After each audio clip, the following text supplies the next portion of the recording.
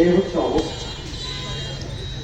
আজকে ইউনিভার্সিটির ভিসি পাওয়া যায় না, ভিসি কাকে দিলে পাওয়া যাচ্ছে না, এসপি কাকে দিলে পাওয়া যাচ্ছে না, ওসি কাকে দিলে পাওয়া যাচ্ছে না। দেশ চালাবে কি?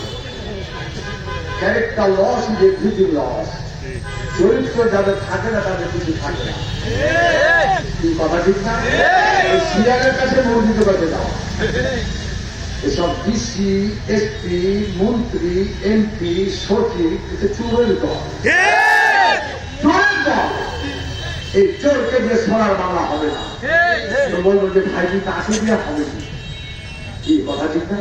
তাকে দিয়ে হবে। আমরা আল্লাহকে প্রশ্ন করি না কেন?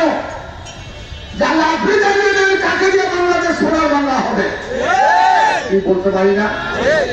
প্রিয় ভাইরা, আমরা আপনার কাছে, আমি আপনাদের কাছে কয়েকটি জিনিস পেশ করতে চাই। বাংলাদেশ জামাত ইসলামী কি চাই? কি চাই? একটা দল পরিবর্তন করে লাভ হবে। 100 বছর হলো দল পরিবর্তন করে। যে দলে ইসলামী আদর্শ না, যে দলে হারাস হয় না, যে দলের নেতা কর্মীরা জায়েজ গাজায় বসে, যে দলের কর্মীরা চাঁদাবাজি চায় না, যে দলের কর্মীরা লুটপাট চায় না, সে দল নাকি দেশ ভালো করা যাবে। ইশারে কাফিরান কোনো দল বানাতে চাই না।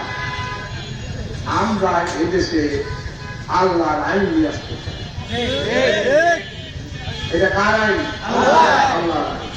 পৃথিবীর মালিক থেকে ওই আল্লাহ কাছে ইনিল হুকম ইল্লা লিল্লাহ, হুকুমদার মালিক আমি আল্লাহ, কোন নেতা নেত্রী নয়। এটা 1 নম্বর মেনে নিতে হবে। সবার দেখা শেষ। আগামী দিন আল কোরআনের বাংলাদেশ, এখানে আসতে হবে। যদি আল কোরআনের আইন আসে তাহলে আগে লাভ কি হবে? লাভ কি হবে?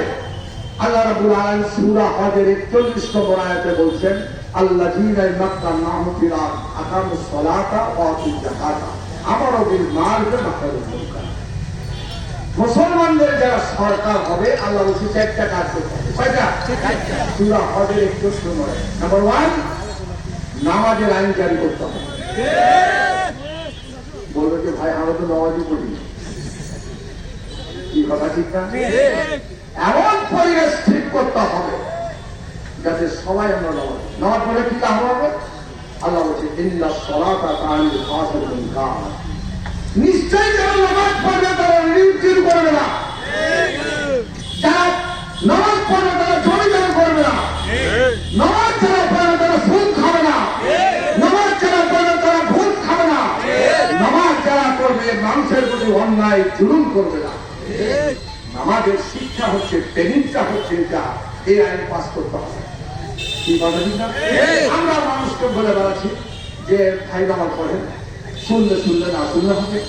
আপনি জামাত কোটলা পাটি দিয়ে সারা পৃথিবী ঘুরে বেড়েছে, নামাজের জায়গা বলছেন কে শুনে যাবে। যখন সার্কুলার আসবে, পার্লামেন্টে আইন পাস হবে, 10 বছর বয়স নামাজ কম্পালসারি না করলে শাস্তির এই আইন পাস হবে। কি কথা বুঝছেন না? এটা আপনারা চান না? এখানে চান না বাইরে? লিডার যদি বলে যে চলে তখন কি করবেন? এটা ঠিক জানি। এই জন্য নাম্বার 1। নাম্বার 2 হচ্ছে সরকারের দায়িত্ব আল্লাহ দিচ্ছে। গরিব মানুষ, রিক্সাওয়ালা, ঠেলাগাড়ি, মজুর ভাইরা, বেকাররা, তাদের খাওয়া পড়ার ব্যবস্থা করতে হবে গভর্নমেন্টকে। এই গভর্নমেন্ট চান না? চান কি না? কই চাইবে? 53 বছর হয়ে গেল, একদিনও তো চাইবে। আর আমরা যে একটু চাই জামাতের ঘে আগে গেছে ভাগ ভাগ করে বলতে কি কথা ঠিক না? ঘরে আমাদের এই জন্য 4 দফা কর্মসূচিতে আমাদেরকে ফিরে আসতে হবে। এখনো কি আমরা আল্লাহর কোরআনের আইন চাই। চালাবে কারা? চালাবে কারা? ইমানদার মুসলমান। আল্লাহ আইন চাই, সৎ লোকের শাসন চাই। এটা ছাড়া মুক্তি হবে। সৎ চেয়ারম্যান হতে হবে, সৎ মেম্বার হতে হবে, সৎ এমপি হতে হবে, সৎ ডিসি এসপি সচিব হতে হবে, তাহলে ইনশাল্লাহ দুর্নীতি মুক্ত বাংলাদেশ।